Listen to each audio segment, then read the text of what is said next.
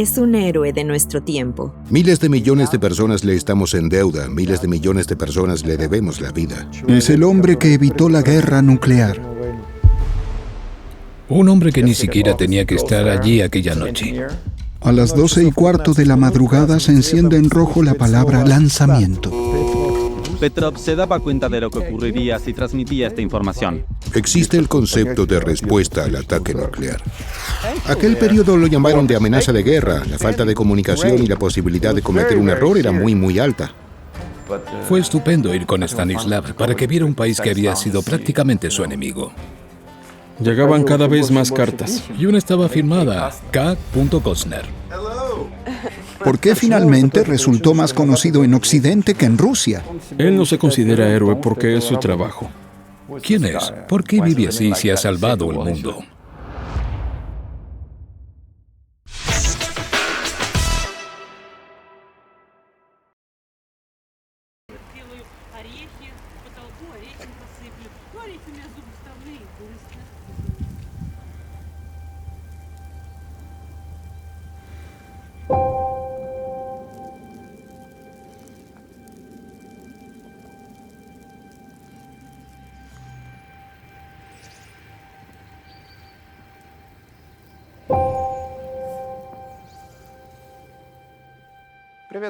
Hola amigos, estamos en el poblado de Marinki, en la región de Kaluga, aproximadamente a unos 120 kilómetros de Moscú.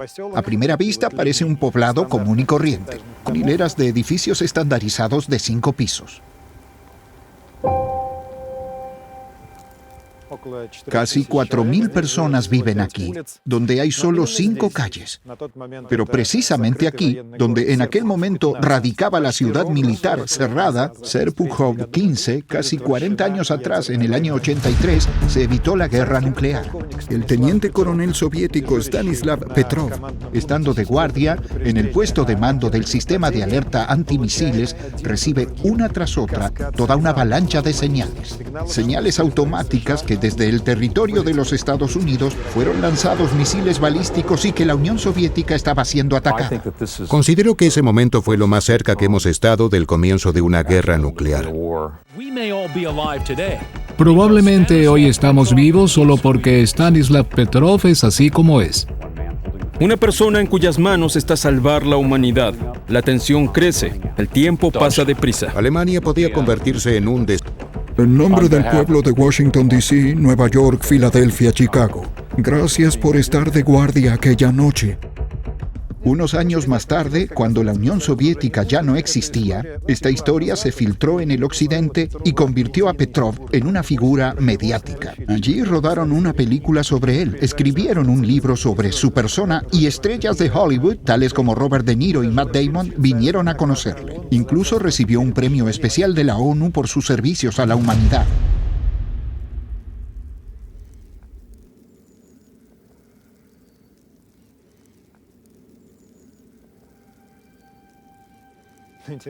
Pero es interesante que en Rusia todavía muy pocos conozcan el nombre de Stanislav Petrov, como tampoco casi nadie conoce las circunstancias de aquella noche del 25 de septiembre de 1983. Pocos recuerdan lo que estaba ocurriendo en el año 83 y por qué parecía que la guerra nuclear estaba a punto de comenzar.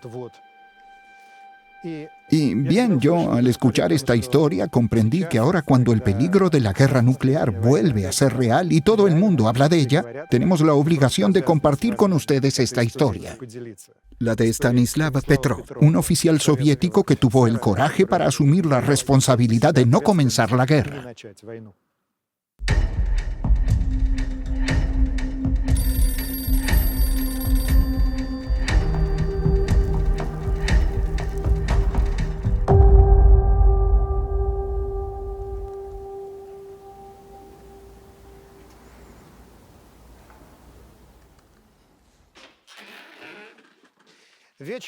Era la tarde del 25 de septiembre de aquel año. El teniente coronel Stanislav Yevgrafovich Petrov, tras proveerse de unos cuantos bocadillos, té o más bien infusión concentrada y una bolsita de azúcar, sale del primer bloque del edificio número 18 de la calle Tsiolkovskovo, donde vive, y se dirige hacia la parada donde lo está esperando el autobús de servicio de siempre. Él va a cumplir con el servicio habitual de guardia nocturna. Incluso no es su turno, pero hoy Petrov aceptó sustituir a su compañero. Él y los 80 oficiales y soldados que estarán bajo su mando esta noche esperan tener una tranquila atmósfera de trabajo. La escuadra comenzó su turno. Tenían que estar de guardia hasta las 8 de la mañana. Normalmente es un trabajo aburrido. Todo suele estar tranquilo durante años, pero justo aquella noche no fue para nada aburrida. A las 12:15 suena la sirena en el puesto de mando y en el indicador del tablero se enciende en rojo la palabra lanzamiento.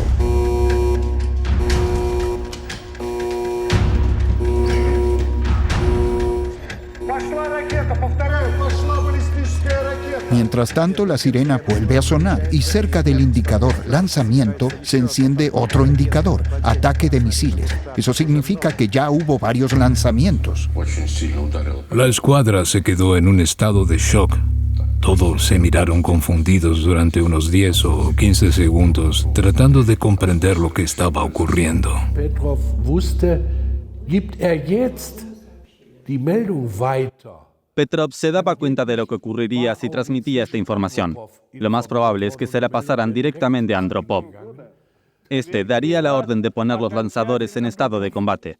Los norteamericanos lo notarían y empezarían a poner en estado de combate los suyos, y el mundo ardería en llamas. La escuadra en las consolas de mando de la sala inferior y la de control y procesamiento de datos se quedó mirando hacia mi cabina, esperando mis instrucciones. Luego de un rato, volví en mí y comencé a dar órdenes.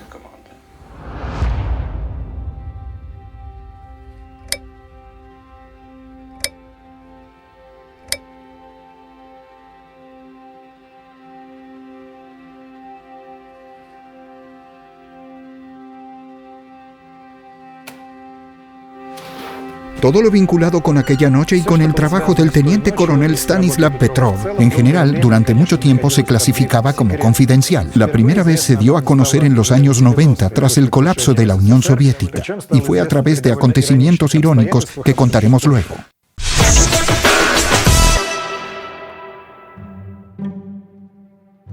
Stanislav nació en el poblado de Chernigovka, en el krai de Kamchatka, el 7 de septiembre de 1939, 6 días después de comenzar la Segunda Guerra Mundial.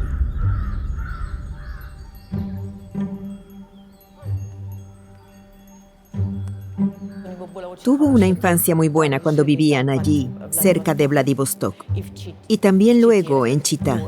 Ellos se mudaban a menudo porque su padre era militar. Su padre, Yevgraf Petrov, fue enviado a cumplir su servicio cerca de Odessa y toda la familia se trasladó nuevamente. El certificado escolar de Stanislav dice que él asistió a la escuela en Kotovsk, en la región de Odessa. Él no quería ser militar, quería ser científico. Sin embargo, luego siguió las huellas de su padre. El asunto es que en la escuela él se dedicaba al boxeo y se empezó a relacionar con malas compañías. La abuela tuvo miedo de que lo echaran a perder del todo como persona. Así le sugirieron ir a la escuela militar. Bueno, el abuelo no lo trataba de convencer. Más bien, fue idea de su madre de que fuera a la escuela militar. Justo después de la escuela, en 1957, Petrov ingresó en la Escuela de Radiotécnica de las Fuerzas de Defensa Antiaérea de Gomel y se graduó ya de la Escuela de Radiotécnica de Krasnoyarsk, porque la escuela fue trasladada.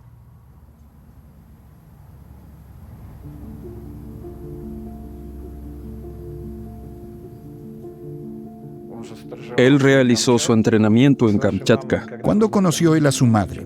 Se conocieron en Kamchatka. En Kamchatka. Mi madre estudió para ser operadora de cine en Narofominsk y también la enviaron a hacer su pasantía en Kamchatka. Allí se conocieron. Allá mismo en Kamchatka, Stanislav se casó con Raisa. Ella es, como dicen en esos casos, el amor de toda su vida. Quienes los conocían y su familia recuerdan las relaciones tiernas que existía entre los cónyuges. Nací en el año 1970, cuando mi padre estudiaba en la escuela militar en Kiev.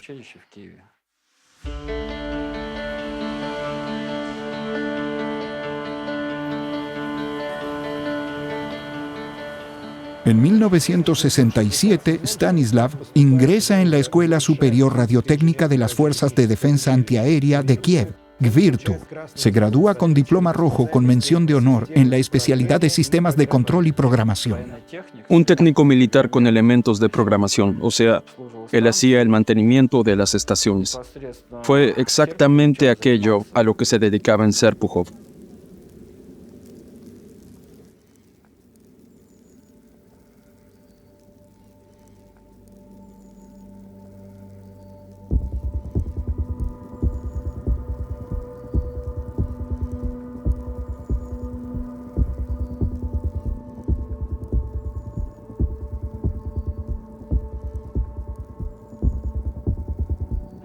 Al graduarse de la Escuela de Radiotécnica de Kiev, Petrov empezó a trabajar aquí, en Serpukhov 15, como ingeniero superior.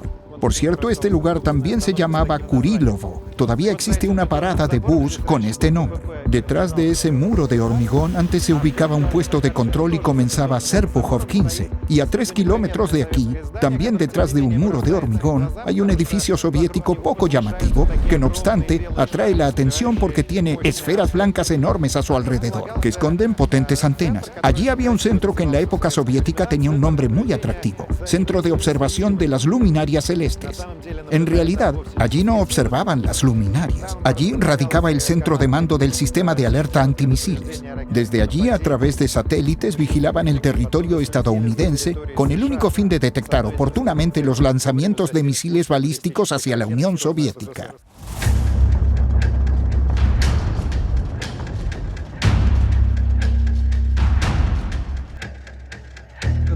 Este es el puesto de mando del ejército para alertar sobre los ataques de misiles. Es el lugar que recibe las señales de los sistemas de alerta de ataque de misiles. Allí se concentra y desde allí la información es transmitida a las más altas autoridades. A él le propusieron trabajar ahí. Le dijeron que el trabajo sería muy interesante y él parece que se sintió incluso muy atraído por trabajar en tareas relacionadas con el espacio cósmico. Es decir, estaba motivado. ¿Le gustaba esta tarea? Bueno, sí, cuando empezó a trabajar lo hacía con placer.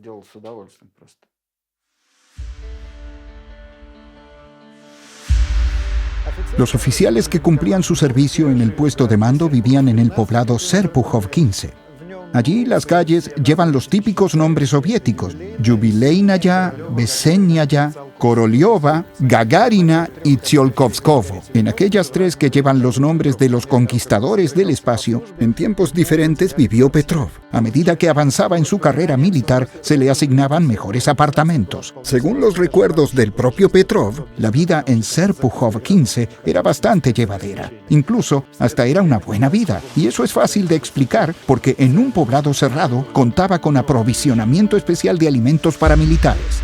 Cuando había escasez total, el aprovisionamiento especial era gran cosa. La ciudad estaba cercada por un muro cuyos restos aún son visibles. Acabamos de salir al mundo exterior. Antes la salida y entrada se efectuaba solo a través del puesto de control. A los que vivían allí cuando salían al mundo exterior no se les permitía decir nada de lo que hacían. Incluso cuando volvían del servicio a casa, los oficiales no podían hablar nada de los detalles de su trabajo con su familia.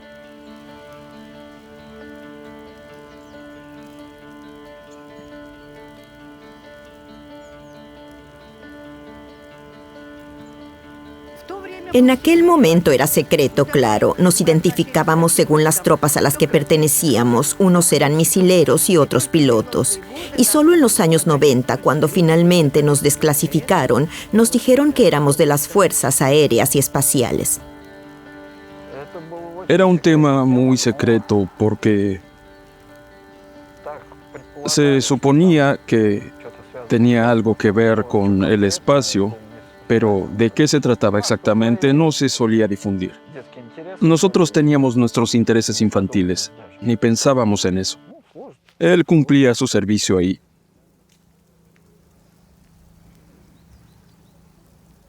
¿Cómo era nuestra infancia? Nos gustaba retosar un poco. Solíamos ir a 2 unidades militares. Íbamos a donde los soldados tomaban té y les comprábamos dulces. Luego, más allá había un billar, jugábamos al billar en verano. Y en general, por aquí, lo que hacíamos, bueno, a 2 o 3 kilómetros de aquí, nosotros tenemos el río Nara. Solíamos correr hacia el río y bañarnos. En general, el ambiente en la base militar era bueno por aquel entonces, muy bueno. Todos se ayudaban mutuamente. La disciplina era bastante buena. A las 9 sonaba la sirena.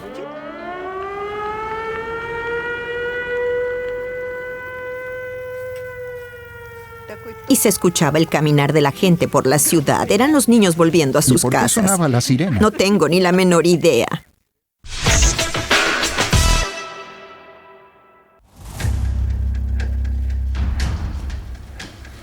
Llegué a este sistema en el año 72, cuando solo estaban las paredes de los edificios, y participé de lleno en el despliegue de los equipos, la elaboración de programas de combate. El nuevo sistema de alerta ruso consiste en satélites orientados al espacio aéreo de los Estados Unidos. Cualquier lanzamiento de misil será visible por las estelas en el aire en el horizonte, o eso suponen las autoridades rusas.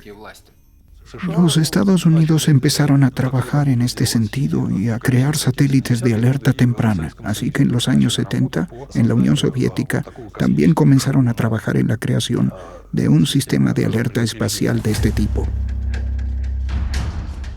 Se trata del sistema OCO, que se puso en servicio en 1982.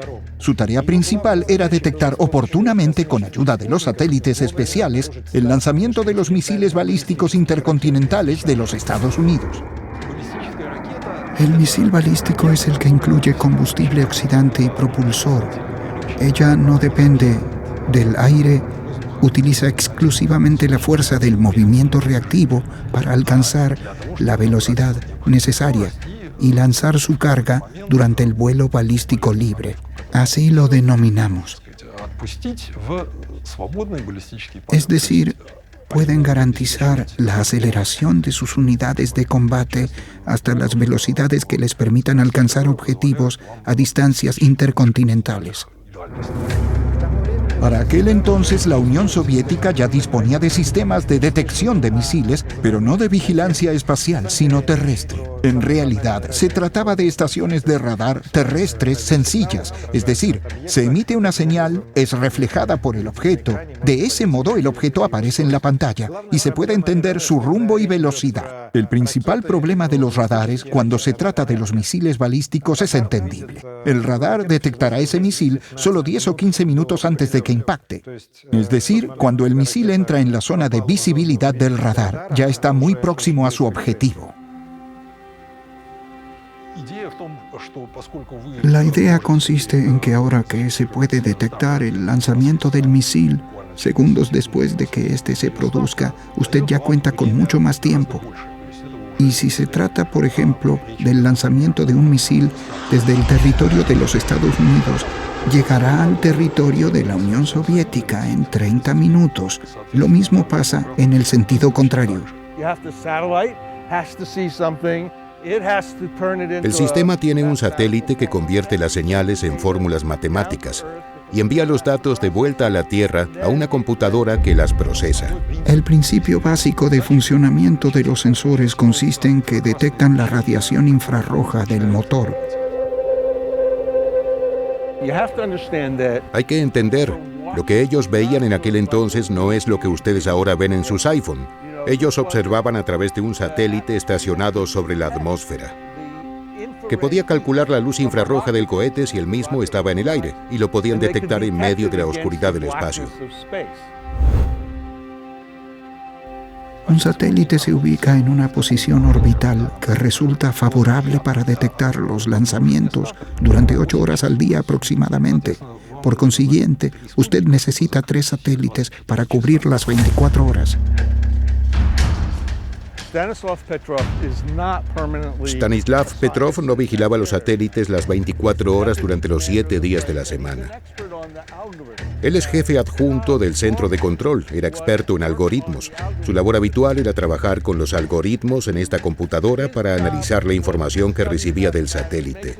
Él era lo que hoy en día llamamos programador, pero tenía que cumplir con sus turnos de guardia para ver el funcionamiento práctico del programa.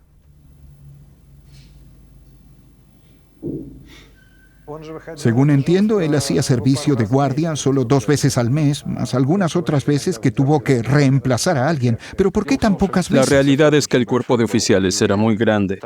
Y allí, al parecer, el cronograma de servicio de guardia fue elaborado de forma tal que cada oficial hiciera su servicio de guardia al menos una vez. No sé a quién él estaba reemplazando, si a alguien que estaba enfermo, pero de veras fue así como él dijo, fue a reemplazar a otro, fue a hacer un servicio de guardia extra.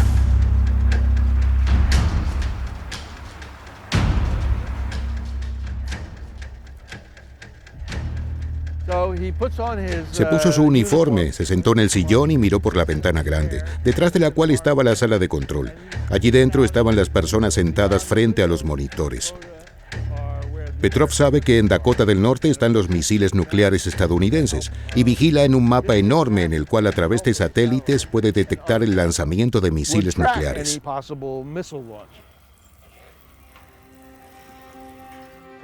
Recuerdo que mi padre llamó.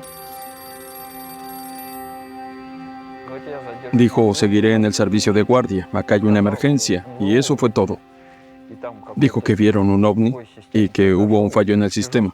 Así que el servicio de guardia fue tenso.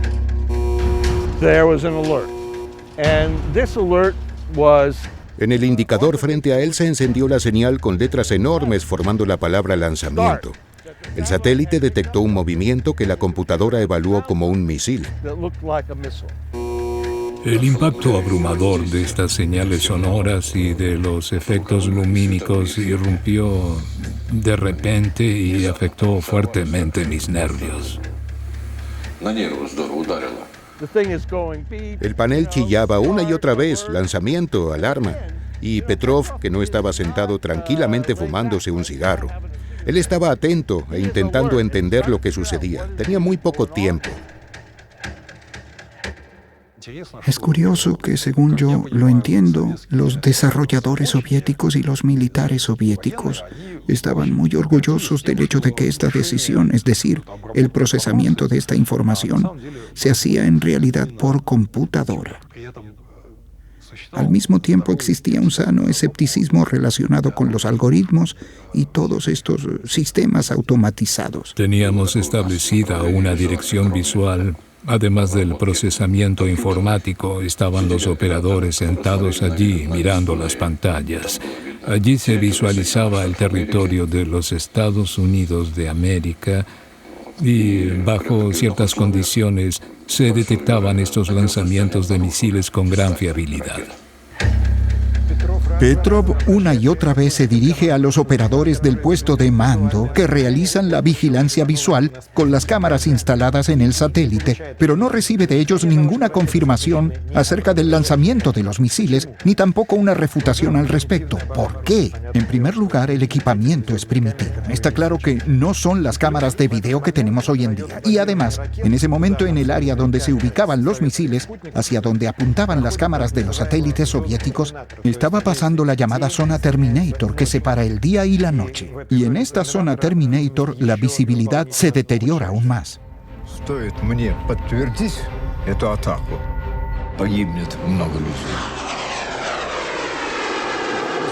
Ambas superpotencias estaban en estado de disposición combativa. En realidad, cada una tenía puesta una pistola en las sienes de la otra. Solo harían falta unos minutos para el lanzamiento de los misiles. Aquel periodo lo llamaron de amenaza de guerra. La probabilidad de que ocurrieran malos entendidos y se cometiera un error era muy, muy alta. Todo era muy serio. Como siempre, es importante entender el contexto de los acontecimientos, el contexto de la época, cuando Petrov fue a cumplir con el servicio de guardia operativa. Era el apogeo de la Guerra Fría entre los Estados Unidos y la Unión Soviética. La base de la Guerra Fría era la llamada estrategia de destrucción mutua garantizada. Esa idea fue proclamada en los años 60 por el secretario de Defensa estadounidense, Robert McNamara. La esencia de la misma consistía en que la Unión Soviética y los Estados Unidos tenían suficientes armas nucleares para destruir al enemigo en el caso de que éste decidiera hacer un ataque nuclear. Al terminar la crisis del Caribe de 1962, cuando el mundo estuvo a un paso de la Tercera Guerra Mundial, las relaciones entre ambas naciones siguieron el camino de la distensión. Pero luego, Khrushchev quedó destituido del puesto de secretario general.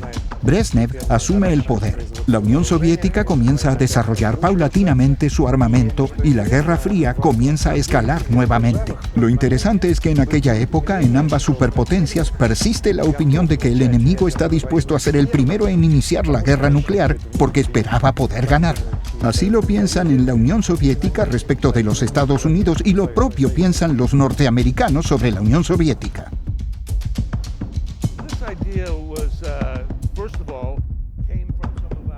A esa conclusión llegaron nuestros políticos conservadores. Ellos observaban las acciones de la Unión Soviética y las interpretaban de ese modo. Algunos decían que la Unión Soviética realmente estaba dispuesta a iniciar y ganar una guerra nuclear. Yo no creo que la doctrina militar soviética previera la posibilidad de una ofensiva nuclear no provocada contra los Estados Unidos.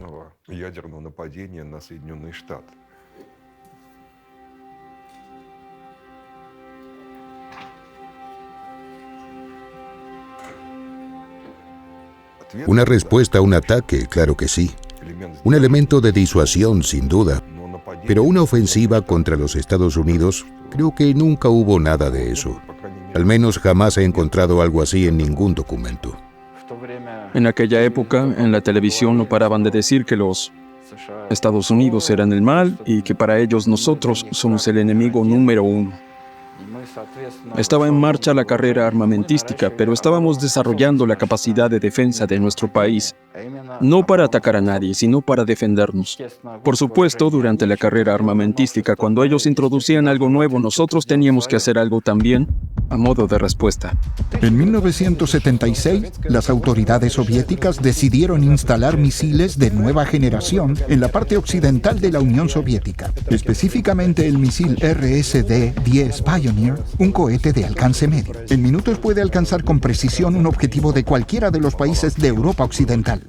El equilibrio de las fuerzas era muy dinámico, y tal decisión debería crear garantías adicionales de seguridad desde el punto de vista de los dirigentes soviéticos.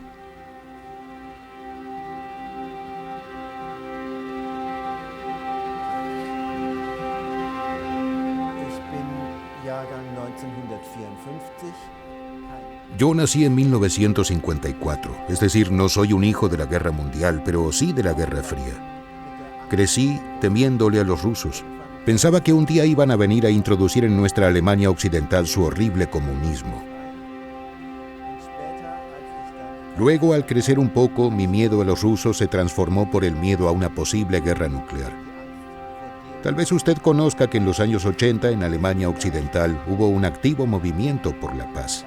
Salíamos a las calles en manifestaciones contra la instalación de los misiles norteamericanos de alcance medio Pershing II, porque teníamos miedo de que iba a ser una crisis de Caribe a la inversa. Desde la tierra de uno de sus aliados, los norteamericanos podrían lanzar un misil nuclear que podía llegar a Moscú en 8 minutos. Desde el inicio de los años 80, desde que las tropas soviéticas ingresaron en Afganistán y hasta la perestroika, estos 5 años fueron muy complicados. En los Estados Unidos llegó al poder Reagan, un hombre que inmediatamente adoptó una posición dura contra la Unión Soviética. Reagan llamó a la Unión Soviética el imperio del mal. Eso aumentó la tensión. I would rather see my little girls die now, still believing in God, than have them grow up under communism and one day die no longer believing in God. La primera mitad de los años 80 fueron probablemente uno de los periodos más difíciles en las relaciones entre Moscú y Washington. Para el año 1982, el arsenal nuclear común de las dos superpotencias tenía el poder destructivo equivalente a aproximadamente 1 millón de Hiroshimas. Temiendo que un ataque estadounidense pudiera destruir a los dirigentes soviéticos, en la Unión Soviética elaboraron un sistema que aún en este caso garantizaba el contraataque. El sistema fue denominado como perímetro, pero en la prensa se conoció con el atractivo nombre de mano muerta. La esencia es que en este caso la decisión sobre el contraataque nuclear la toma una computadora. Se entiende qué cosa es la mano muerta. Es la creación de ciertos mecanismos que garantizarían el golpe de respuesta, incluso en el caso de que todas las autoridades queden incapacitadas y los misiles del enemigo hayan destruido la mayor parte de las instalaciones de infraestructura. Es probable que algunos elementos de ese sistema existieran, pero es difícil conceptualmente hablar del nivel de determinación e integridad de los mismos. El 23 de marzo de 1983, el presidente norteamericano Ronald Reagan anuncia la creación de la Iniciativa de Defensa Estratégica, SDI, un sistema multicomponente de defensa del territorio norteamericano contra los misiles balísticos soviéticos ubicados parcialmente en tierra, subacuático y en el espacio. Por todo eso, y por lo ambicioso y costoso que era el proyecto, pronto lo llamaron la Guerra de las Galaxias, en alusión a la famosa película estrenada poco antes. Imagínense, todos estos acontecimientos ocurrieron en un mismo año, en 1983. El imperio del mal, la Guerra de las Galaxias, la instalación de los misiles occidentales y esas permanentes maniobras. Al inicio de los años 80, la situación en las fronteras aéreas soviéticas era bastante tensa. Los aviones norteamericanos de vez en cuando volaban muy cerca de las fronteras. A veces cruzaban la frontera durante algún tiempo. Era evidente que lo hacían para comprobar cómo iba a reaccionar la defensa antiaérea soviética. Uno de estos casos tuvo lugar en abril del año 83 en las Islas Kuriles. En aquella ocasión, los aviones norteamericanos sobrevolaron la isla Selioni. Los jefes de la defensa antiaérea soviética recibieron una amonestación seria. Andropov advierte con severidad que nada de eso debe volver a ocurrir. Esa atmósfera caldeada conduce a una gran tragedia. El 1 de septiembre de 1983, el Boeing 747 comercial de la empresa surcoreana Korean Air efectuaba su vuelo regular 007 de Nueva York a Seúl con una escala de reabastecimiento en Anchorage, Alaska. A bordo viajaban 23 miembros de la tripulación y 246 pasajeros, incluyendo al senador norteamericano Larry McDonough. Conforme al plan de vuelo, el Boeing debía seguir el itinerario R-20, que es el corredor más norteño de los 5 destinos para los vuelos comerciales en esta región y es el más próximo hacia la Unión Soviética. Poco después de despegar de Anchorage, los pilotos cometieron un error fatal. Según indicó la investigación, introdujeron mal los parámetros de funcionamiento del piloto automático y no advirtieron lo que pasaba. El Boeing de aquella época aún no tenía los sistemas de navegación computarizados modernos. El avión comenzó a desviarse gradualmente cada vez más al norte del corredor R-20 y al cabo de 5 horas de su despegue ya se ubicaba a 296 kilómetros al norte del punto que la tripulación declaró a los controladores aéreos creyendo que se encontraban allí. En realidad ya estaba casi a 300 kilómetros más al norte sobre el territorio soviético.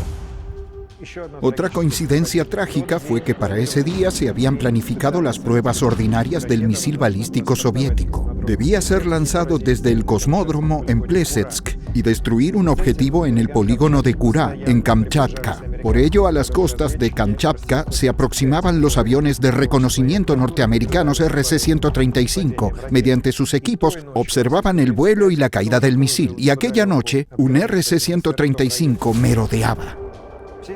Todos esos errores y coincidencias convergen en un punto y sucede lo irreparable. Los oficiales soviéticos de la defensa antiaérea vieron en sus pantallas un avión extranjero. Creyeron que se trataba del avión de reconocimiento RC-135 sobrevolando ya sobre Kamchatka y despegó un caza para interceptarlo. El caza Su-15 era piloteado por el experimentado piloto Gennady Osipovich. A las 3:20 se aproximó al Boeing e informó que veía luces intermitentes como las de un avión comercial. Este mensaje fue ignorado en tierra. Le ordenaron hacer un disparo de advertencia desde el cañón del avión. Osipovic disparó. No ocurrió nada. Más tarde, él reconocería que como los proyectiles no eran trazadores y era de noche, desde el Boeing apenas podrían notar algo. A las 3:24, Osipovic recibió la orden de destruir el objetivo. A las 3:25, el misil R-98 aire-aire alcanzó al avión comercial. Osipovic informa. El Boeing cayó en el estrecho de La Pérouse. Las 269 personas a bordo fallecieron. Osipovic siguió las instrucciones al pie de la letra. En el occidente se levantó una tormenta mediática. Mejor sería llamarla una histeria mediática. La gente exigía una respuesta. No olvidemos que entre los fallecidos en el Boeing estaba un senador norteamericano. Reagan culpó a la Unión Soviética de destruir intencionalmente la aeronave. En Moscú primero se discutió la opción de reconocer el error, pero luego se tomó la decisión de negarlo todo. El primero en disculparse por lo acontecido fue Mikhail Gorbachev en 1990. Luego, Boris Yeltsin se disculpó nuevamente y le entregó las cajas negras del Boeing derribado a la parte coreana para investigar el accidente. Alguien consideró que los norteamericanos estaban comprobando los sistemas de defensa antiaérea y le ordenó a los cazas destruir el avión. Y una orden es una orden. A bordo del avión había 300 pasajeros, hombres, mujeres, niños, pero de todos modos, una orden es una orden. Petrov también entendía que podía dar una orden y que su decisión ya no se sometería a dudas. La situación de Petrov se convirtió en centro de esa batalla emocional. Cuando yo hablaba con él sobre la guerra nuclear, él entendía todos los riesgos y entendía toda la situación. Pero él tampoco estaba muy satisfecho con las autoridades soviéticas. Él entendía que en especial durante el periodo de Brezhnev y del estancamiento y luego durante el mandato de Andropov, muchas cosas que se decidían al más alto nivel de los funcionarios superiores se hacía con bastante torpeza. Él veía eso como lo hacía cualquier otra persona en la Unión Soviética. Él no era ignorante ni un militarista ciego, era una persona común y corriente como tú y yo. Veía lo mismo que los demás y aquello no era perfecto. ¿Su padre era miembro del partido? Sí. Bueno, el asunto es que en nuestro país soviético, si no eres miembro del partido, puedes olvidarte del ascenso en la carrera profesional. Él ingresó en el partido. No sé hasta dónde él mismo creía en el partido. No le gustaba hablar de eso. Era simplemente una necesidad. ¿Y su actitud con los Estados Unidos? ¿Recuerda algo? Completamente indiferente. Me parece que él entendía que lo que pasaba, todo ese calentamiento de la situación, no era lo que quería el pueblo deseoso de vivir en paz. Hemos analizado esa situación. Sé que un ataque al sistema de la defensa antimisil lo consideraríamos un inicio de la guerra y responderíamos de inmediato. Luego él me contó que sus pies ardían como si estuvieran en una sartén. Estaba muy nervioso. Rara vez la computadora se equivoca emitiendo una señal de 5 misiles al mismo tiempo. Él descuelga el teléfono y llama a sus jefes. Esa fue la hora de la verdad. Les dice, creo que es una falsa alarma. No es un ataque nuclear. Тревога ложная. Ракеты нет. Tras 18 minutos que sin duda fueron los más intensos en la vida de Petrov, si él se equivocó y los misiles norteamericanos están en camino, dentro de 18 minutos serán detectados por los radares terrestres en el territorio soviético. Transcurren los 18 minutos. Los radares no detectan nada. Petrov no se equivocó.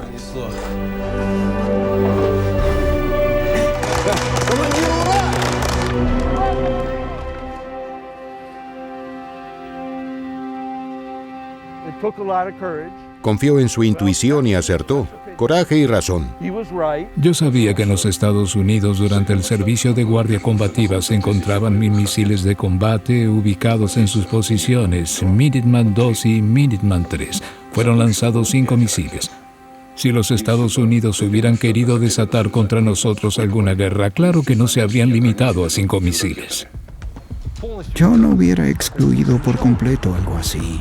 Creo que Petrov tampoco podría excluir tal posibilidad con seguridad. Solo podemos hablar de cuán posible es desde el punto de vista técnico realizar o no el lanzamiento de varios misiles, pero no podemos excluir por completo algo así.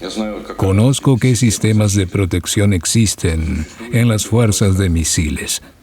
Ningún maniático podría ser capaz de lanzar un misil. Petrov sabía que el lanzamiento del sistema era un poco apresurado. Lo estaban ajustando sobre la marcha porque estaban retrasados. Estados Unidos, su rival principal, ya tenía un sistema semejante. Las autoridades soviéticas estaban interesadas en que el sistema comenzara a funcionar lo antes posible.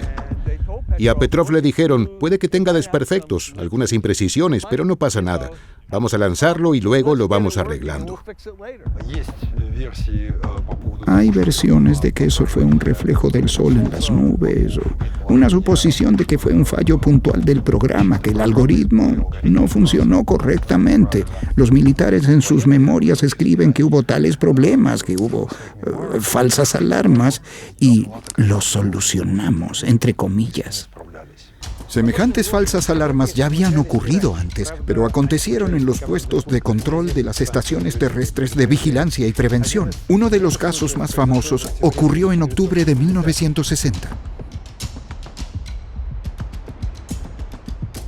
En aquella ocasión, el mando de la Defensa Aeroespacial Norteamericana recibió una señal del radar de largo alcance ubicado en Groenlandia sobre un ataque nuclear masivo soviético contra Estados Unidos. Los minutos cuentan, pero los oficiales procesadores de los datos desde el inicio sospecharon que no era cierto. Es que ese mismo día estaba Nikita Khrushchev en Nueva York, invitado a la Asamblea General de la ONU. Sería un momento muy extraño para empezar una guerra nuclear. Luego se supo que el sistema norteamericano se activó en falso al recibir una señal reflejada desde la Luna. Esta alarma falsa fue la primera en la historia de la carrera nuclear. Tampoco tuvo consecuencias, pero vemos una diferencia en los contextos. Aquella vez, Khrushchev estaba en Nueva York y bastaba suponer que había un fallo en el sistema. Al inicio de los años 80, todo era a la inversa. Se estaba al borde de la guerra y la situación era mucho más seria. En general existe el concepto de respuesta a ataque nuclear. Cuando se recibe la información de que los misiles ya están en camino, hay que tomar las medidas de respuesta. Porque si se tratara de responder a un ataque estadounidense, habría muy poco tiempo para reaccionar. Creo que en tales condiciones sería muy difícil garantizar una decisión colegiada. De todos modos, alguien debe presionar ese botón, y por supuesto que eso es una prerrogativa del jefe de gobierno. No sé exactamente a quién él le reportó, y la información luego siguió por la cadena de mando hacia arriba. Y luego él se quitó de encima la responsabilidad. El sistema funcionó, él informó, ya no tenía nada que ver. No es que no tuviera que ver con él, ellos son militares y cumplen las órdenes. Digo, si él hubiera actuado de otro modo, no habría manera de hacerlo responsable, ya que era militar y... ¿Y qué habría ocurrido entonces? No habría nadie para juzgarlo.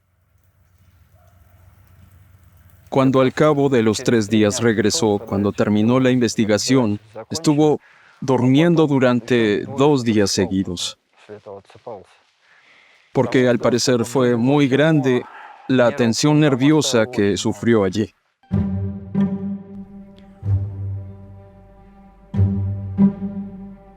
Esa misma noche al puesto de mando llega el coronel general Yuri Votinstev, jefe de tropas de defensa antiaérea de la Unión Soviética. Estudia la situación, escucha los informes y agradece a Petrov por la competencia de sus acciones. Bien, todos ahora piensan en Petrov. ¿Condecorarlo o quizá promoverlo? Él también espera algún tipo de estímulo, pero pasa el tiempo. Una comisión especial trabaja para investigar el fallo del sistema y de pronto encuentra fallos en el trabajo del propio Petrov. Cabe debe preguntarse cuál es el problema. Se trata de una excelente historia típicamente soviética. Petrov tenía un libro de incidencias donde, según las instrucciones, él tenía que apuntar las órdenes que él daba y que recibía de sus superiores. Y como en aquella situación crítica, él no tuvo tiempo para apuntar las incidencias, bien, más tarde lo recordaría diciendo cómo lo hubiera podido hacer si en una mano tenía el auricular para informar y en la otra el micrófono para impartir órdenes. Así que en el libro quedaron espacios sin completar y el propio coronel general Votinstev le hizo una reprimenda.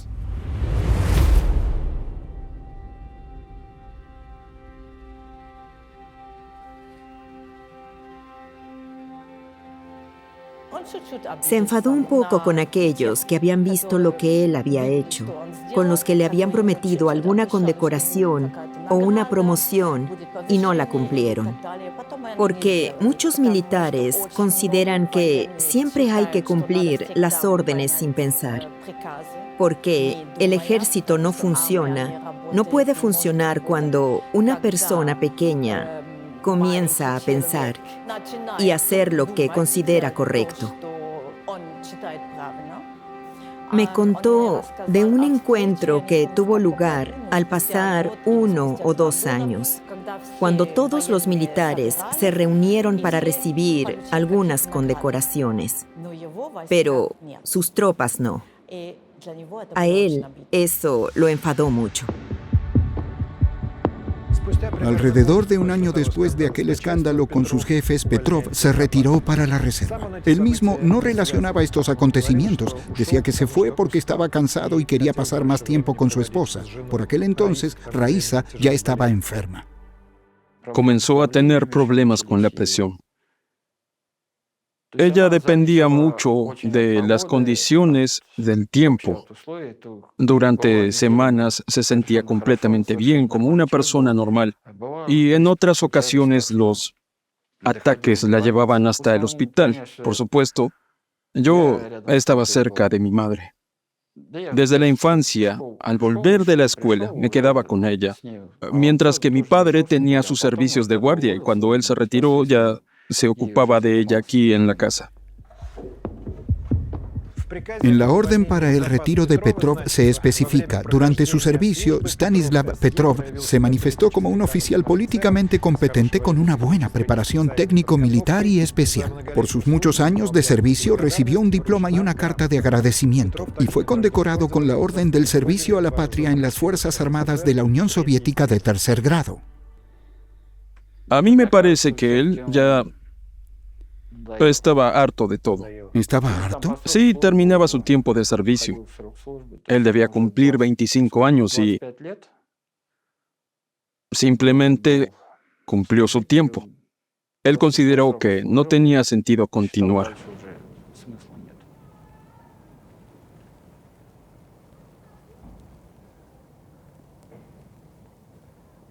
En el año 86, Petrov tuvo que abandonar el apartamento de Serpukhov 15 y él, luego de largos años de servicio, tenía derecho a elegir dónde le gustaría vivir.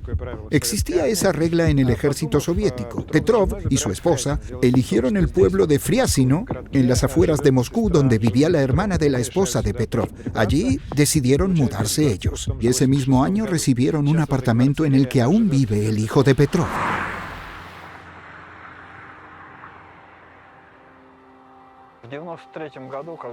En el año 93, cuando vino Dmitry Lijanov, el corresponsal del periódico Top Secret, entonces ya todo había sido contado en detalle. El pueblo soviético supo de eso al cabo de 10 años, porque la información era confidencial y no se divulgaba. Incluso mi esposa se enteró por los periódicos al cabo de 10 años. ¿Por qué se prohibió hablar de este tema durante 10 años? Bueno, a los rusos, a los soviéticos, siempre nos ha gustado el secretismo. Somos una nación muy cerrada.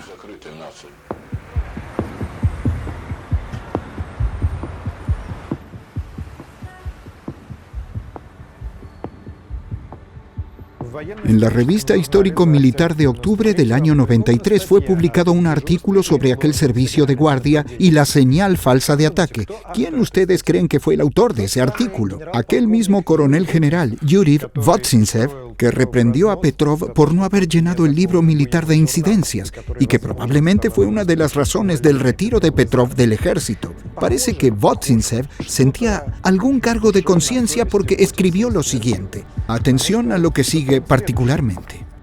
No es difícil imaginar la tremenda decisión que hubieran tenido que tomar aquella noche las autoridades del país y de las Fuerzas Armadas. Afortunadamente, el oficial de guardia que estaba al frente en el puesto operativo de mando era un verdadero profesional. El vicejefe del Departamento de Algoritmos de Combate y Programación, el teniente coronel ingeniero S.E. Petrov, quien tras sendas evaluaciones no permitió la divulgación de la información falsa.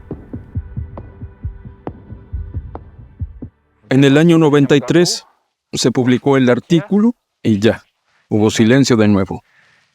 Y hasta el año 98 no apareció nada de nuevo.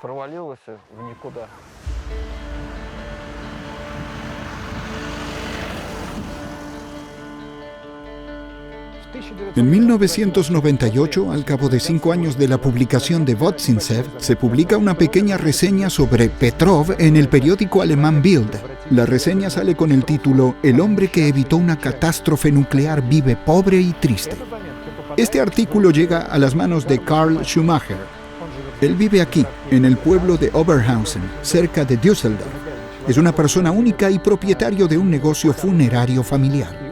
Es de una personalidad apasionada. Él lee ese artículo. Primero piensa que todo eso ha sido inventado y luego, al verificar la información y conocer que es verdad, él, que creció en el ambiente de la Guerra Fría, sintió algo particular. Sintiendo que los misiles rusos podían volar hasta aquí y matarlo, agradecido de que eso no ocurrió, comprende que él debe encontrar a Petrov y reconocerlo personalmente, sobre todo porque vive pobre y triste.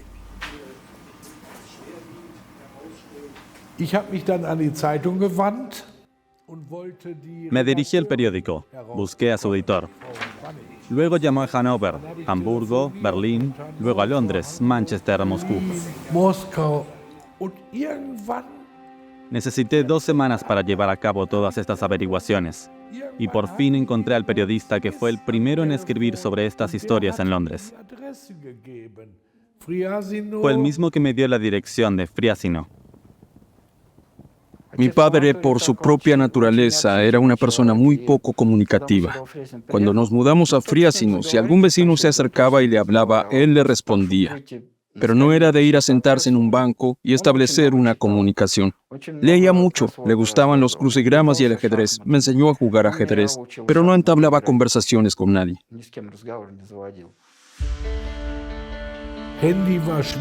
En aquella época no era fácil conseguir un celular. Stanislav Petrov no tenía dinero para eso. Su vecina tenía uno y nosotros comenzamos a comunicarnos a través de ella. La única oportunidad que existía era llegar en persona y tocar su puerta, con la esperanza de que iba a estar en su casa. Tuve que viajar de Düsseldorf a Viena y de allí en el Aeroflot ruso a Moscú. Pensé, si tengo suerte, él estará en su casa. Si no, lo buscaremos en los alrededores donde él podría ir a pasear, o en el hospital, o en la tienda. Pero si fracasamos por completo y no lo encontramos en ninguna parte, lo intentaremos otra vez más tarde. O tal vez no. Tal vez ni siquiera exista, o yo recibí una información falsa. Así que volamos hasta allí, y tuvimos suerte, nos encontramos.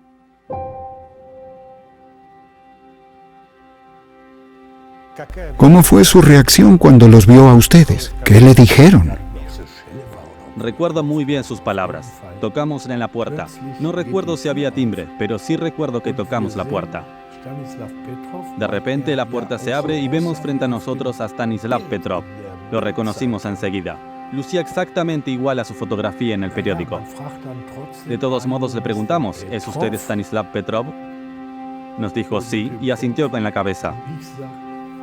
Le dije, hemos venido desde Alemania para agradecerle. Solo eso nada más. Da lacht Él se rió. öffnet die Tür und Abrió más sagt, la puerta y "Come in." dijo, pasen. Instant Kaffee gekocht. Todo estaba claro. Nos invitó a un café Er hat instantáneo. auch, ich erinnere das Bild noch sehr genau, er hat auch eine También recuerdo bien Ikone que en la pared an de der su cocina Küchenwand tenía gehabt. colgado un icono. ¿Y en qué idioma hablaba Schumacher? Mi padre había estudiado el inglés. Carl también hablaba inglés, así que su idioma para comunicarse era el inglés. Impresionante. ¿Cuándo estudió En inglés? casa, lo estudiaba por gusto personal. Aber er hat sich nie geäußert. Nosotros no hablamos de nada relacionado con aquella noche, de la época cuando él tomó su decisión, ni de lo crítica que fue la situación. Vielleicht auch in Reminiszenz No, für seine nosotros hablamos de su vida, con qué recursos vivía, dónde estaban sus hijos, o sea, hablamos de cosas simples. Fue durante aquella conversación cuando se me ocurrió la idea de invitarlo a mi casa. Seriosität. Eso yo no lo había previsto ni planificado. Das hat er wohl mit ins Grab genommen.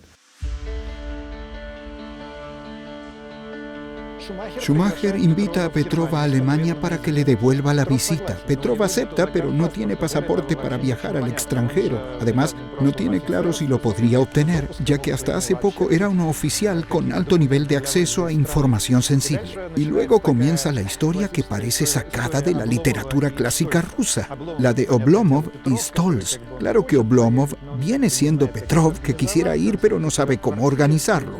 Él sigue en su apartamento mirando por su ventana, sin pretender nada en particular, mientras que Schumacher interpreta el papel de Stolz.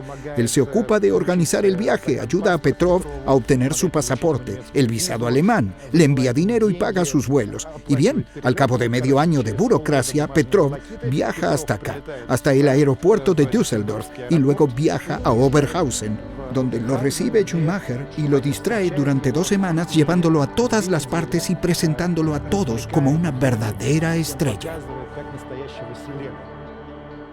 Ich wollte ja, dass er kommen kann, damit er hier erzählen kann. Yo quería que él lograra venir, para que contara sobre lo que había pasado, para que la decisión tomada por él aquella noche no quedara en el olvido. Seine Entscheidung in der Nacht, dass sie nicht in Vergessenheit gerät.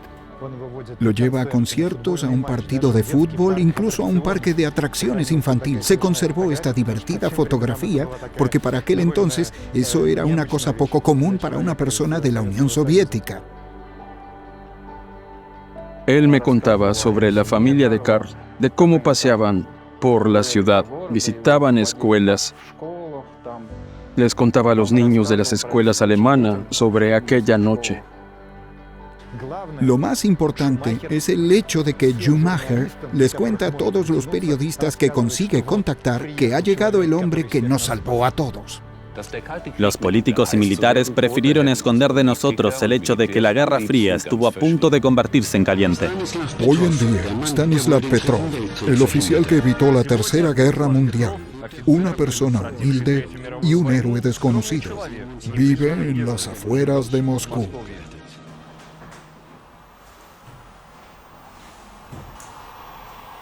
I was reading a newspaper about, a Danish journalist. Yo leí un artículo del periodista danés que trabajó muchos años en Rusia. Entre sus historias hubo una acerca del hombre que salvó al mundo de la guerra nuclear. Fue una historia corta de una sola página. Vi la foto de un hombre demacrado y pensé, ¿quién es él? ¿Por qué vive así si había salvado al mundo? Él debe ser mundialmente conocido y rico, pero no lo era. Господин Петров, мы все еще надеемся, что вы согласны дать нам интервью по поводу происшествия с ядерным оружием. Este es un fragmento de la película El hombre que salvó el mundo. Por cierto, en inglés el nombre es The Man Who Saved the World. Suena casi igual que el nombre de la famosa canción de David Bowie, la que muchos recuerdan cantada también por Kurt Cobain. El género de la película es un drama documental, es decir, un documental amenizado con puestas en escena, como en una película de ficción, y que son llamadas reconstrucciones. Yo en su momento filmé bastantes dramas documentales y créanme que esta película es única en su tipo. No me refiero a la calidad de reconstrucciones, ellas son comunes, pero sí al hecho de que es el mismo Petrov quien interpreta el papel de Petrov en la misma. Es decir, en las partes que son documentales, Petrov aparece como héroe, y en las partes de reconstrucción, el Petrov anciano interpreta al anciano Petrov, mientras que el Petrov joven es interpretado por otro actor. Se trata de algo totalmente único. Tú miras y no consigues entender cómo un oficial soviético retirado aceptó ser filmado, interpretarse a sí mismo, decir palabrotas en el filme, fumar, echar al equipo de filmación en una escena tras otra y cosas así.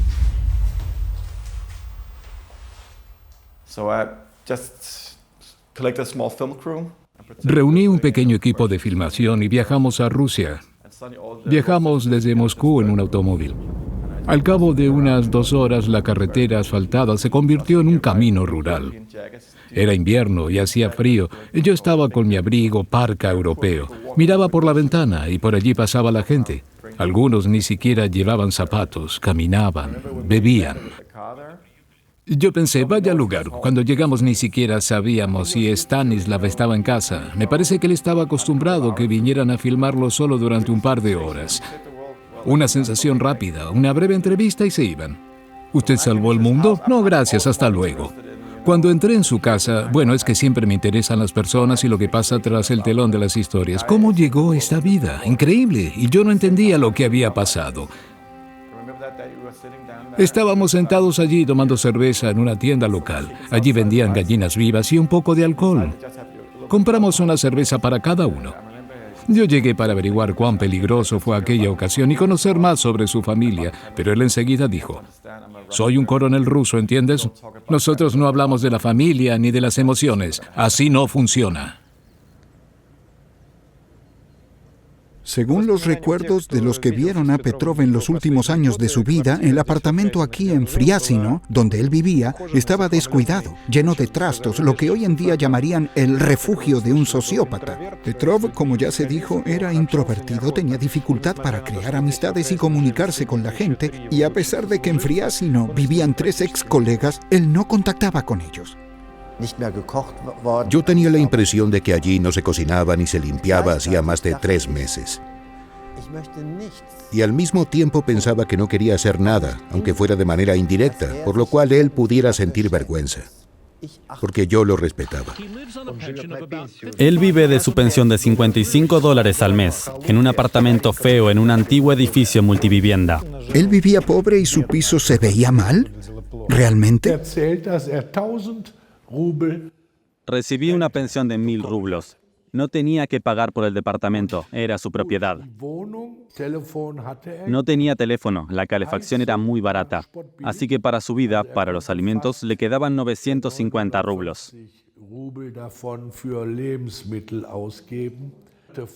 Y eso no estaba tan mal. Antes, él decía que el Estado no le había pagado la pensión durante varios meses.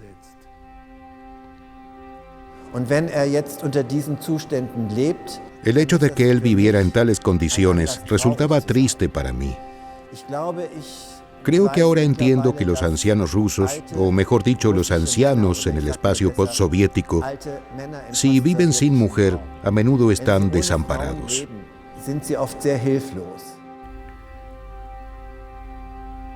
¿Y la muerte de su esposa fue muy difícil para él? Mucho. Él contaba cómo intentaba salvar a su esposa de esa enfermedad, más de lo que él mismo sintió aquel día, 26 de septiembre. ¿Hablaba más sobre su esposa? Sí, así es. Hablaba más sobre su esposa que de la muerte. Me contó que se fue, que quería hacer algo más, regresar, pero ella ya no estaba con él.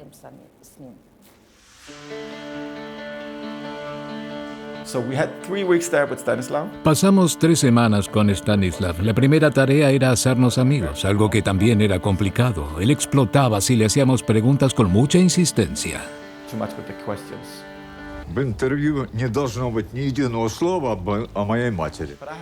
Pero yo entendía que tenía que hacer las preguntas. Yo tenía que ser incómodo y provocar su irritación para acortar la distancia y conocer su historia. ¿Sabía desde el inicio que era Petrov quien iba a interpretar su papel en la película? ¿Lo sabía? No del todo. Todo comenzó de forma espontánea, como estamos hablando ahora. ¿Como una película documental? Sí, como una película documental, con la entrevista, la filmación, pero luego entendí que no sacaría la historia verdadera. En cuanto encendíamos las cámaras, él se callaba y hablaba de otra cosa. Y luego decía, jamás he dicho eso. No era peligroso allí. Yo no he tenido problemas después. Hay en esto algo muy ruso. Ustedes son personas muy orgullosas. ¿Cómo se le ocurrió la idea de escenificar la historia? ¿Cómo fue eso? Al cabo de 3 semanas dije, diablos, pero ¿cómo voy a entrarle? Todos quieren escuchar sus emociones sinceras de cuando el misil podía estar volando hacia él.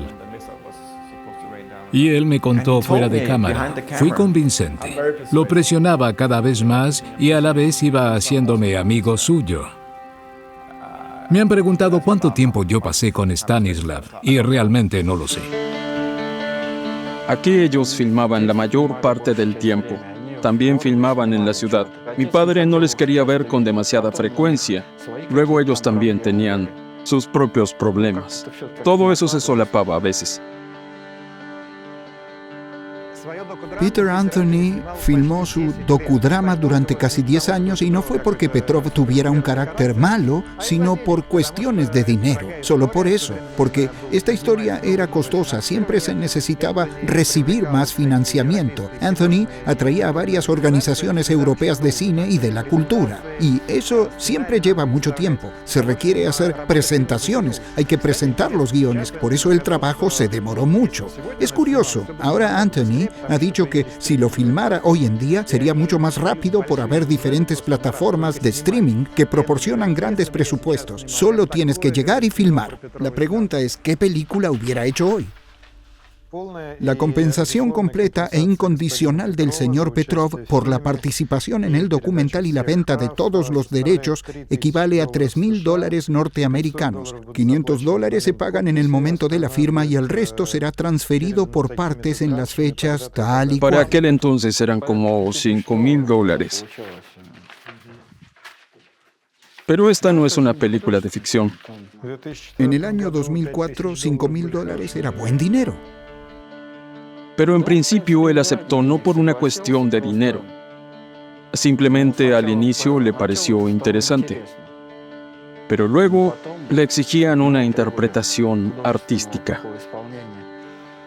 Por supuesto, para él era bastante difícil, sobre todo al inicio. Luego se acostumbró, dejó de notar las cámaras y le funcionó bien. ¿Fue usted quien le dio las réplicas, el texto específico? Algunas cosas las decía él mismo, otras las decía él y yo lo apuntaba, y luego en la escena le pedíamos repetirlas, o decía algo fuera de la cámara y le pedíamos repetir lo mismo a la cámara.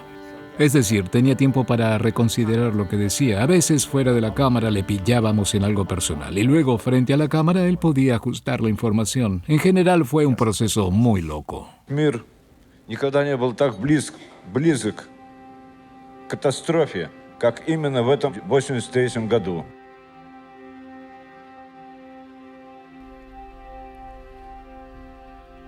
Stanislav Petrov, la mano sosteniendo la tierra, simboliza su decisión heroica del 23 de septiembre del año 83, que le concedió el título del hombre quien evitó la guerra nuclear.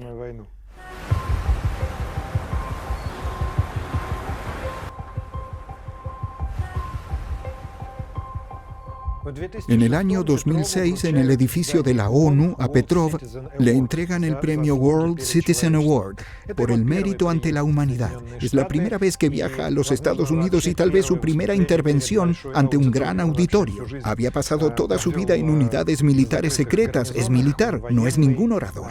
Por eso se muestra tímido ante la audiencia. Primero habla en ruso y una traductora lo ayuda. Трудность заключалась в том, что я не был на 100% уверен в правильности своего решения. У меня были большие сомнения. Luego Petrov habla en inglés que había estudiado y que pronunciaba con un acento muy marcado. I was just at the right place at the right time. Aquí, estimados amigos, debemos hacer alguna aclaración teniendo en cuenta el contexto actual. En la actualidad, si un antiguo oficial de combate viaja a los Estados Unidos y recibe algún premio en Nueva York, en la Federación de Rusia, de hecho podrían considerarlo casi como una traición. Es posible que también lo clasificaran como traición en la época soviética, pero estamos hablando de los años 90, al inicio mismo de los años 0, cuando las relaciones entre Rusia y Estados Unidos eran diferentes. En aquella época parecía que los tiempos, cuando ambos países se observaban mediante una mira, habían terminado para siempre. Los medios de comunicación más importantes del mundo publicaron acerca del oficial soviético y de su hazaña, entre los cuales estaban Der Spiegel, Die Welt, CBS, Washington Post. Llegaban cada vez más cartas, pero las direcciones de los remitentes eran tales que él dejó de responderlas porque no sabía a dónde escribir. No sé ni cómo esas cartas llegaban acá. Incluso las direcciones estaban tan abreviadas, por ejemplo, Fryazino, a 25 kilómetros de Moscú, para Stanislav Petrov. Eso también fue una locura. Fue durante el primer rodaje, en aquellas 3 semanas. Él vino con un enorme bolso de plástico lleno de cartas de los norteamericanos. Por ejemplo, Jocelyn, de 12 años, escribe: «Usted me salvó la vida, le dono $1». Y luego hay una carta con el logo de Paramount Pictures. Yo dije: «Dios mío, ¿eso qué será?». Y está firmada por Kevin Costner.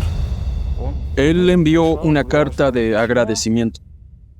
Y $20, si no me equivoco, o tal vez otra cosa.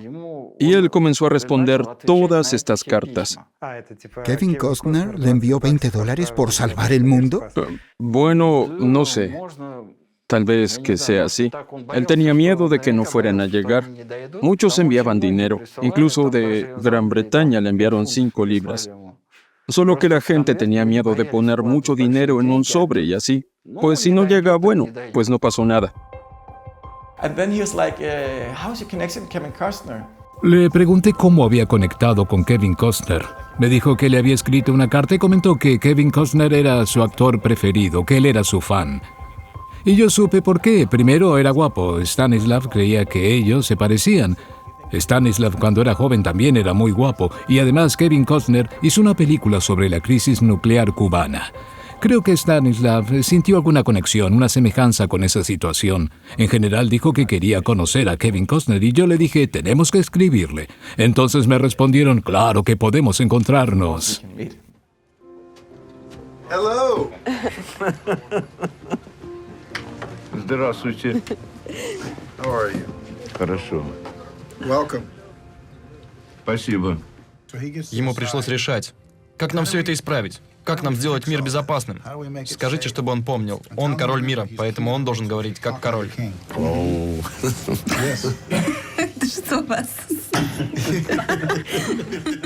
En particular, para este encuentro con Costner, el equipo de filmación viaja junto a Petrov a los Estados Unidos. Para este viaje encuentran un financiamiento adicional y luego se divulgan los rumores. La gente del mundo del cine norteamericano conoce la historia del hombre quien salvó al mundo y que está viajando a visitar a Costner. Y cuando Petrov ya está en los Estados Unidos, los productores lo invitan a visitar el set de filmación. Lo trajeron al estudio. Le presentaron a Robert De Niro, que estaba allí. Y Matt Damon estaba participando allí en algún rodaje. Sobre Robert De Niro, él ya había escuchado algo, pero a Matt Damon jamás lo había visto. Le costó pronunciar su nombre en la película. Le dice Matt Damon. Matt Damon. Matt. Yes, exactly. Very nice to meet you. De Niro and Damon. ¿De Niro y Damon conocían sobre Petrov antes del encuentro? No, pero justo estaban filmando una película sobre la Guerra Fría. El guardaespaldas de Niro también estaba trabajando como asesor de esa película y él sí conocía toda la historia de Stanislav. Estaba impresionado por su historia.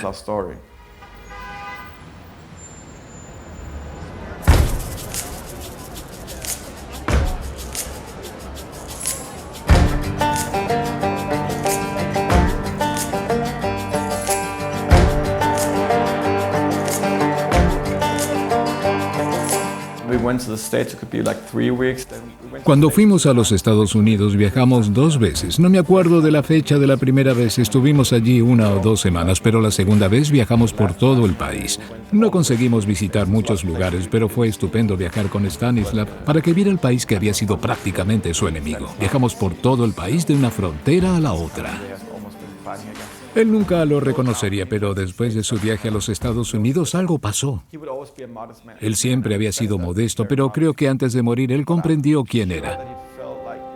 Me parece que eso es tan importante para la humanidad. Stanislav cambió un poco, incluyendo su actitud hacia los norteamericanos. Él, por ejemplo, jamás había visto un afroamericano. Y en Dakota del Sur los vio, a todas estas grandes mujeres negras que vivían allí. A él le gustaron mucho, fue bello, le gustaron.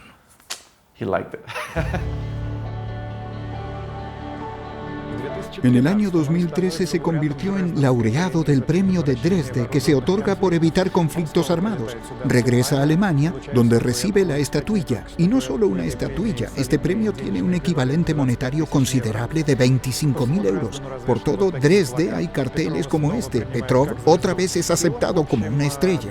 Y él da entrevistas, participa en ruedas de prensa, habla con la gente. Y en general, parece que ya está acostumbrado a su papel como celebridad. Y yo pensé, ¿por qué el público occidental lo amó tanto? Y luego vi sus fotos de la juventud y entendí. Miren, él coincide de forma ideal con la imagen del Superman de la cultura de masas.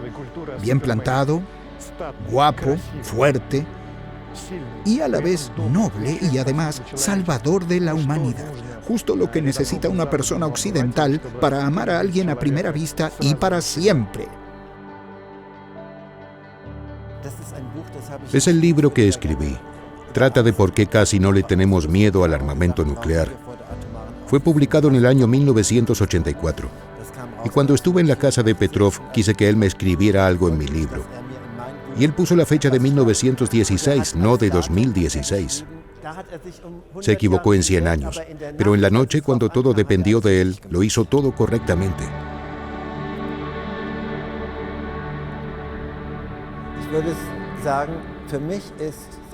Yo diría que para mí Stanislav Petrov, junto con Mikhail Gorbachev, son las 2 personas más importantes del siglo XX. No quiero imaginar lo que habría pasado si él hubiera tomado otra decisión. Miles de millones de personas están en deuda con él. Miles de millones de personas le debemos la vida. Es imposible hacer por la humanidad más de lo que él hizo.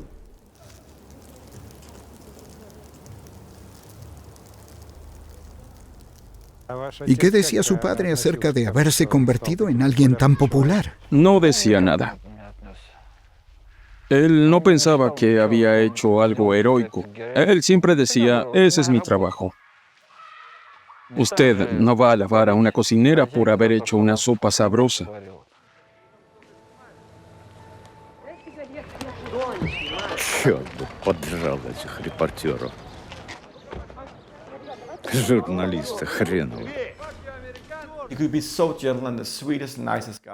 Era un hombrecillo culto y muy noble, pero a pesar de su preparación militar, nadie te prepara para ser soldado de la Tercera Guerra Mundial. Nadie lo hace. Él nos contó lo horrible y lo peligroso que era. Describió su vida de aquellos años. Me parece que él padecía de un trastorno de estrés postraumático como los que habían sobrevivido en la guerra. Porque él está tranquilo y es encantador, pero si lo presionas un poquito, de repente explota. Según su opinión, ¿cuánto se parece su padre a sí mismo como persona en la película? En la escena donde está enfadado, eso se parece bastante a su carácter como persona. Él discutía a sí mismo con el equipo de filmación. Y luego le pidieron hacerlo en el guión para interpretar su vida real hasta el fin. Le pidieron, sea tal como es y ya está. Si no le gusta algo, dígalo directamente a la cámara y ya. Es decir, el hecho de que regañaba ya estaba en el guión. En general, ¿él se parece a sí mismo en el documental? El mismo Stanislav Petrov me dijo una vez que solo en 2 ocasiones había sido injustos con él. Primero, sus jefes después de aquella noche. Y la otra vez fueron los creadores de esta película. Me dijo a mí personalmente que lo mostraban como a un vándalo. Y me dice, yo seré cualquier cosa menos un vándalo. Kein Hooligan.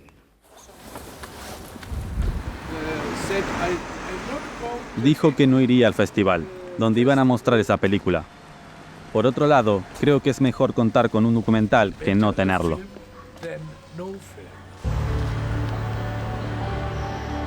La película de Peter Anthony también apasiona mucho porque Peter entrelazó ahí una historia muy dramática y personal del propio Petrov. Él tuvo relaciones muy complicadas con su madre, no la había visto durante 20 años, ni siquiera se hablaban. Y se imaginan, Peter convenció a Petrov de que, del mismo modo en el que él había salvado al mundo, también tenía que ir a hacer las paces con su anciana madre. Sobre todo porque hacía poco que había muerto su hermano menor, el preferido. El hermano de Stanislav murió y nos pusimos en contacto con su esposa y le pedimos organizar ese encuentro. Le pedimos que ella acordara un encuentro con la madre de Stanislav. Le dijo que iba a pasar por ella y que juntas irían al cementerio y allí estaría Stanislav. Nosotros estábamos seguros que no sería una sorpresa para ella y que tendría un buen aspecto. Es decir, la madre de Stanislav esperaba que viniera su nuera, abrió la puerta y allí estábamos nosotros con Stanislav.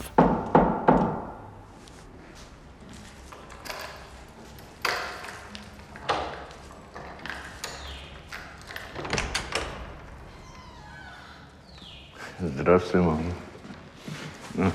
Милая.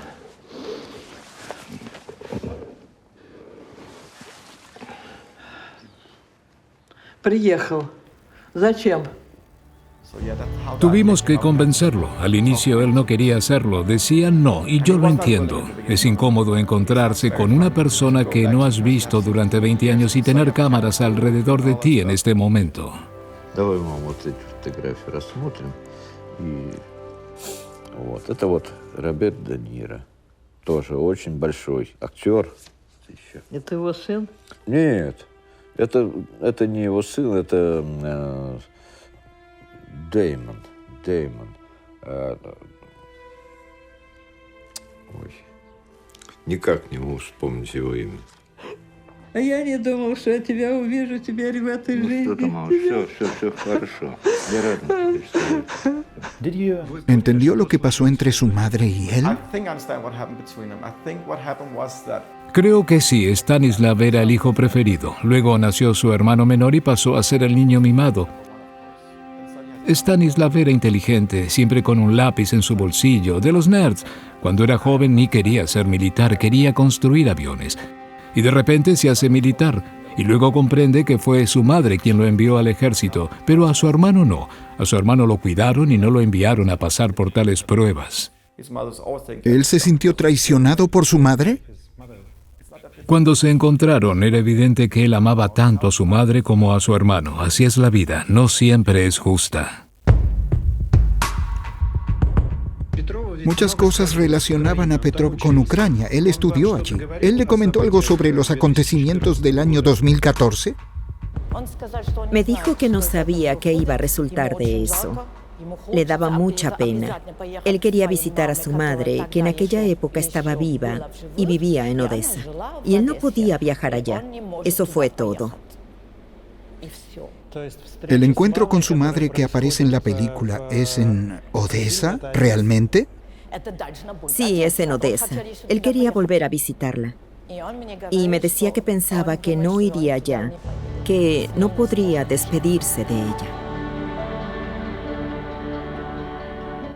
Les contaré algo más sobre la película de Peter Anthony, El hombre que salvó el mundo. El año pasado, en el 2021, la vio el famoso frontman de Pink Floyd, Roger Waters, y se quedó tan impresionado que compuso una versión especial dedicada a Petrov de la famosa canción de Pink Floyd, The Gunner's Dream, El sueño del tirador.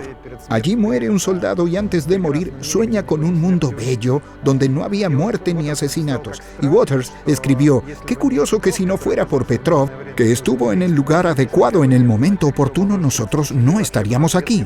Y los que son menores, 37 años, ni siquiera hubieran nacido. Así que, estimado Stanislav, te dedico esta canción. Cuando hablamos con los jóvenes, ellos lo ven todo diferente. Las personas en el Internet dicen, yo no podría matar a otra persona, pero los tiempos entonces eran otros. Los que lanzaron las bombas en Hiroshima y Nagasaki pensaban diferente a los jóvenes de hoy día. Tenían una orden, la cumplieron y están orgullosos de sí mismos. Así trabajan los militares. A Stanislav le entrenaban para no tomar decisiones, ni para valorar la situación desde su punto de vista. Lo entrenaban para recopilar la información y pasarla a sus jefes. Y él no lo hizo.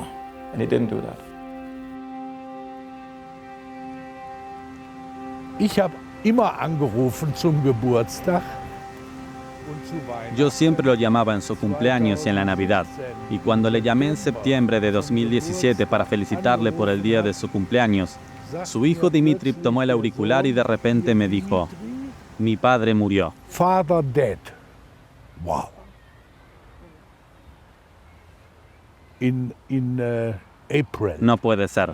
Ya en abril, 6 meses atrás, me contó que su padre estaba muerto. Y yo escribí un mensaje en el periódico. Escribí allí que él había muerto. Meine sehr verehrten Damen und Herren. Damas y caballeros, Ich freue mich. tengo el placer de ver que muchos hayan venido hoy, aquí al Parque Nosterfeld,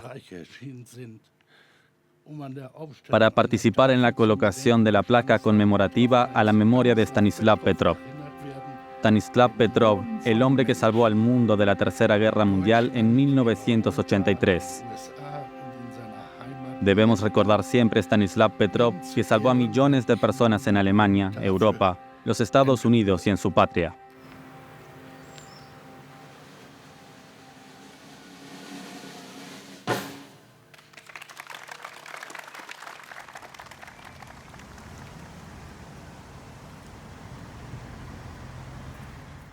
In den Handflächen sammelt sich der Schweiß.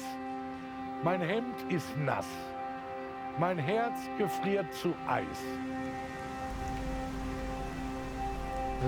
Las palmas húmedas, la camisa sudada y mi corazón helado de miedo. Maldito Dios, ¿por qué debo ser yo? ¿Para qué me han dado el botón rojo? Los misiles volaron, mi aliento cesó, las manos del cruel Dios aprietan mi garganta. No quiero, no puedo, digo no a la orden. Disípate, niebla, déjame ver la luz, no creo en Dios, no rezo y debo causar la muerte de millones, pero no. Mi dignidad me la guardo, soy un ser humano.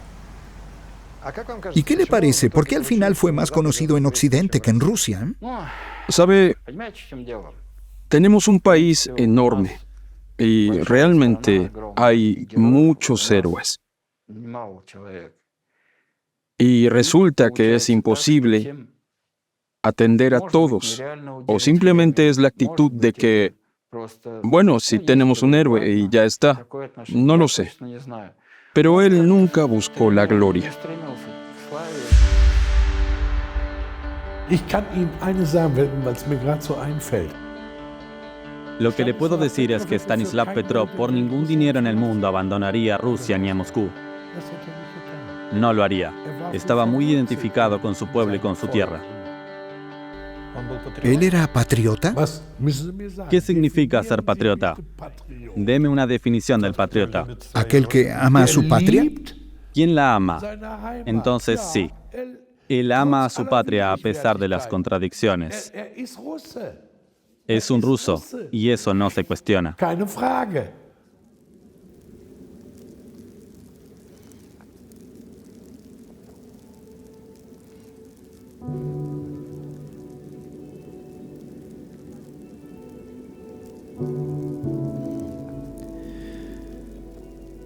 Usted viene aquí por primera vez desde el año 91 a este poblado. Sí. Resulta que lleva 31 años sin venir a este lugar. ¿Y qué le parece? ¿Ha cambiado mucho? Pues los edificios están donde antes. Solo los árboles han crecido mucho. Hay muchos más árboles. Los árboles eran más bajos.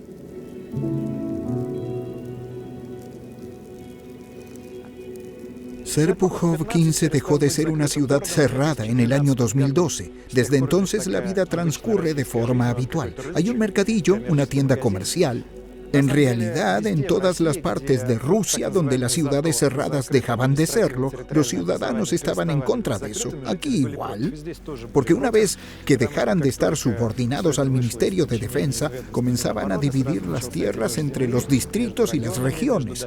En el 2016, a pesar de las protestas de los ciudadanos locales, Marinki pasó a formar parte de la región de Kaluga, aunque la región de Moscú está mucho más cerca y sea favorable para los que viven en ella. Pero es interesante que hasta el día de hoy, la vida de la mayoría de las personas en este pueblo todavía está relacionada, de una u otra forma, con la base militar en la que trabajó Petrov. Esa unidad existe aún. Así que la mayoría de la gente es militar. La hay con uniforme, hay miembros de sus familias o son trabajadores estatales que hacen posible que el pueblo siga funcionando. Aquí hay una escuela, una oficina del banco, como en cualquier sitio.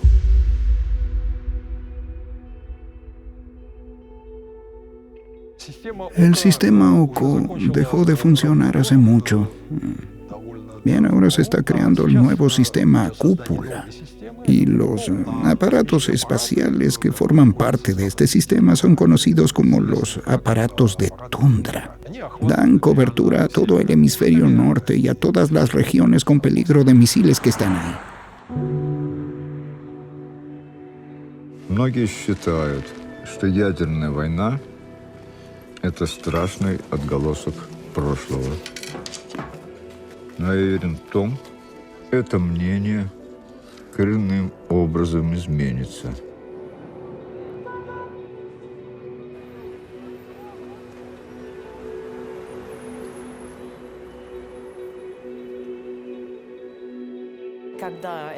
Cuando este misil o los restos del misil cayeron en Polonia, me sentí tan mal como en el año 83.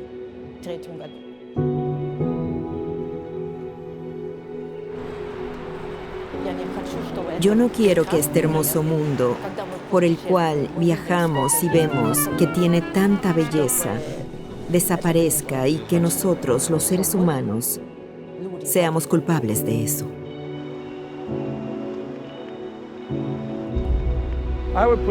Yo lo diría así. Durante todo el periodo de la Guerra Fría y la carrera armamentista, había toda una serie de limitaciones o de tabú, porque la gente entendía que una guerra nuclear sería muy horrible, sería el fin de la humanidad, y eso creó un tabú para el uso de las armas nucleares.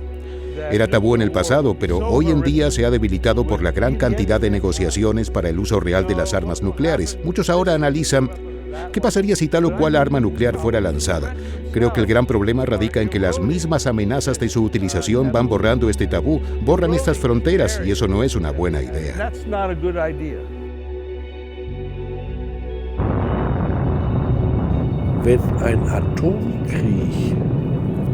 En una guerra nuclear no hay vencedores. El vencedor vivirá unos 20 minutos más, pero estos 20 minutos no serán para nada agradables, así que no valen la pena.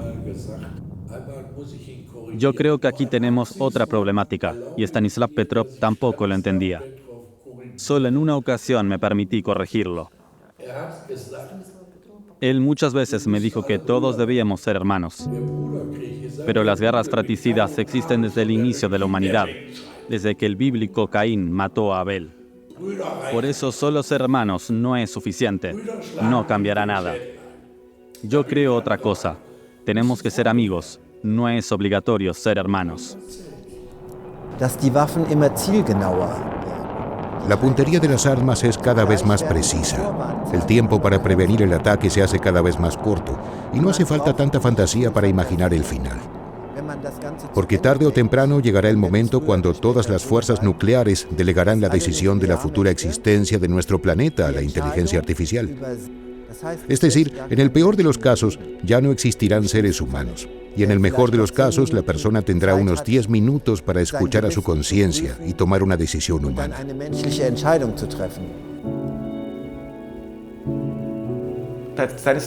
Stanislav hizo lo que el 99% de las personas no haría.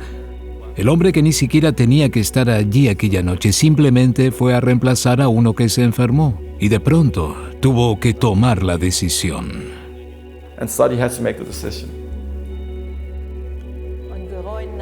Es un héroe de nuestro tiempo. Y yo pienso ahora, si habrá más héroes como él que en su momento, cuando es necesario, toman la decisión correcta a favor de la humanidad y del planeta. El asunto es que él no se considera un héroe porque era su trabajo, simplemente le interesaba ser útil. Y pudo estar en el lugar adecuado en el momento oportuno. Bueno, así lo quiso el destino. ¿El destino? Pues sí, lo más probable es que haya sido el destino.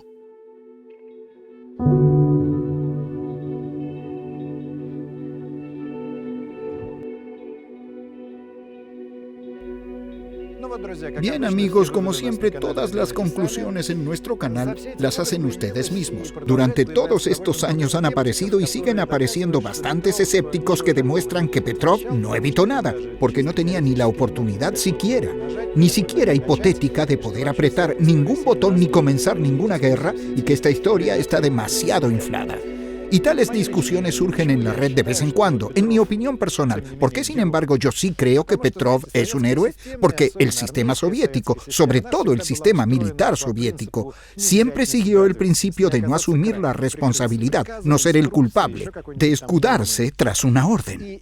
Y si Petrov hubiera usado esta lógica aquella noche, hubiera hecho otro informe para las autoridades. Y en el caso de que todos los participantes de ese sistema actuasen partiendo de la misma lógica, la probabilidad de comenzar la guerra nuclear aquella noche, sin duda, hubiera sido mucho mayor. ¿Cuán mayor? ¿Comenzaría o no la guerra? Eso, por supuesto, no lo podemos saber, pero el hecho de que hubo una persona que tuvo el coraje de asumir esta enorme responsabilidad funcionó como un mecanismo de protección. Y de protección, creo que para todos nosotros, para toda la humanidad. Al fin y al cabo, el propio Petrov solía repetir que mientras existiera el armamento nuclear, existiría la posibilidad de que alguien quisiera usarlo. Y nosotros, gracias a Petrov, sabemos que también existe la oportunidad de que haya una persona que no lo haga. Esto es Redaxia. Los comentarios y los me gusta aquí. Suscríbanse al canal. Nos vemos pronto.